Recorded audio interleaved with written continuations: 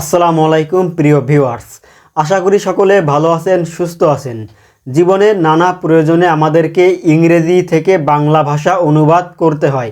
তো তখন আমাদের ইংরেজি থেকে বাংলা ভাষা অনুবাদ করার সময় আমাদেরকে ইংরেজি লেখাটুকু কপি করে কোথাও পেস্ট করা লাগে।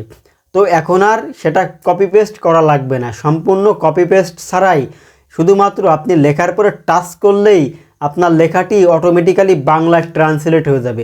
তো সেটা কিভাবে করবেন সেটা দেখার জন্য আজকের ভিডিও তৈরি করা। তো ভিডিওটি সম্পূর্ণ দেখতে থাকুন। প্রথম প্লে স্টোর থেকে আমাদেরকে একটা অ্যাপস ডাউনলোড করতে হবে।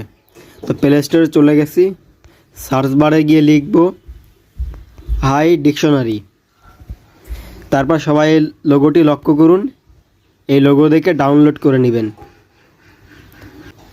আমার ডাউনলোড কমপ্লিট, ইনস্টল হচ্ছে। আমার ইনস্টল কমপ্লিট, আমি এটা ওপেন করে নিচ্ছি। তারপর ওপেনে ক্লিক করবেন।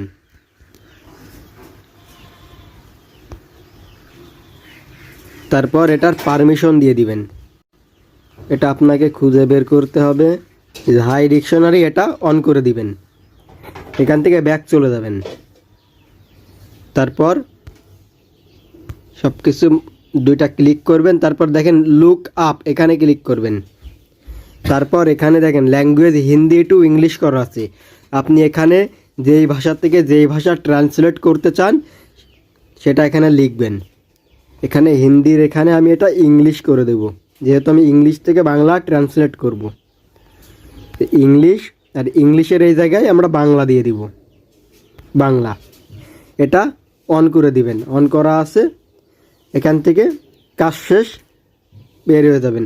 দেখেন একদম পাশে একটা তীর চিহ্ন তৈরি হয়ে গেছে, এটা ক্লিক করুন। ক্লিক করার পরে দেখেন এটা ইউজার কনসেন্ট, এখানে অ্যাকসেপ্ট দিয়ে দিবেন।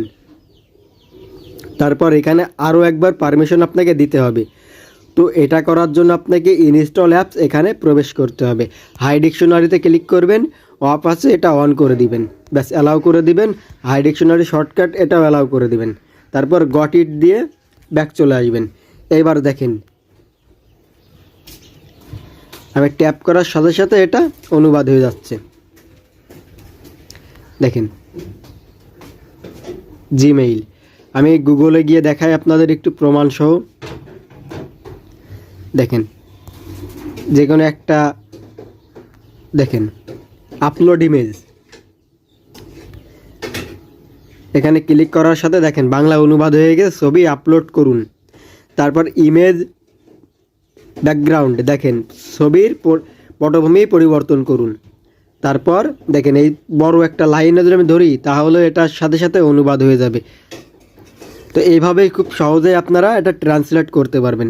এখানে আরও একটি কাজ আপনারা করতে পারবেন।